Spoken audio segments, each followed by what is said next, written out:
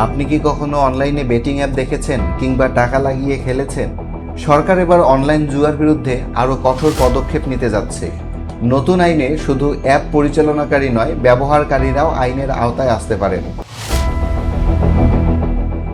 Online জুয়া এখন একটি বিনোদনের বিষয় নয়, বরং এটি আর্থিক প্রতারণা, আসক্তি এবং সাইবার অপরাধের বড় উৎস হিসেবে দেখা হচ্ছে।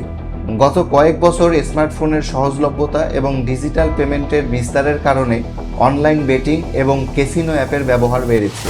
সরকারের বিভিন্ন সংস্থা বলছে, অনেক বিদেশি ও অবৈধ প্ল্যাটফর্ম সামাজিক যোগাযোগ মাধ্যমে বিজ্ঞাপন কিংবা বিভিন্ন লিঙ্কের মাধ্যমে বাংলাদেশি ব্যবহারকারীদের আকৃষ্ট করছে।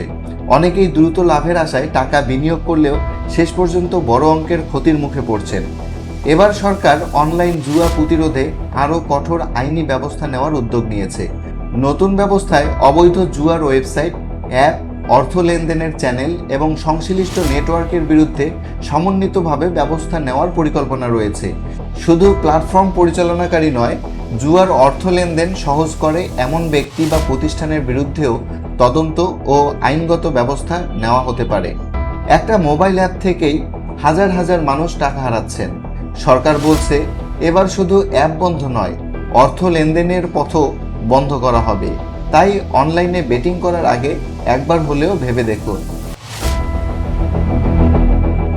বিশেষজ্ঞদের মতে, অনলাইন জুয়ার সবচেয়ে বড় ক্ষতি অর্থ হারানো নয়, বরং এটি ধীরে ধীরে আসক্তিতে পরিণত হওয়া। অনেক তরুণ শিক্ষার্থী, চাকরিজীবী এবং প্রবাসী সহজে লাভের আশায় এই ফাঁদে জড়িয়ে পড়েন। একবার টাকা হারানোর পর সেই টাকা ফেরত পাওয়ার আশায় আরও বেশি অর্থ বিনিয়োগ করেন, যা শেষ পর্যন্ত বড় আর্থিক সংকট তৈরি করে। এছাড়াও অনেক প্রতারক ভুয়া বেটিং প্ল্যাটফর্ম খুলে মানুষের ব্যক্তিগত তথ্য, মোবাইল ব্যাংকিং অ্যাকাউন্ট এবং ব্যাংক কার্ডের তথ্য হাতিয়ে নিচ্ছে।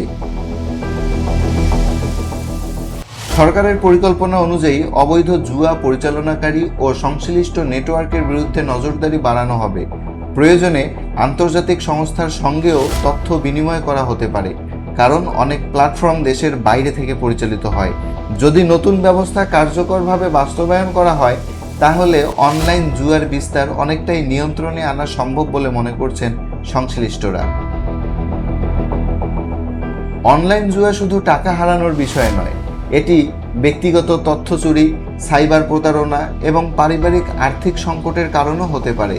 তাই অপরিচিত বেটিং লিঙ্ক বা অ্যাপ থেকে দূরে থাকুন।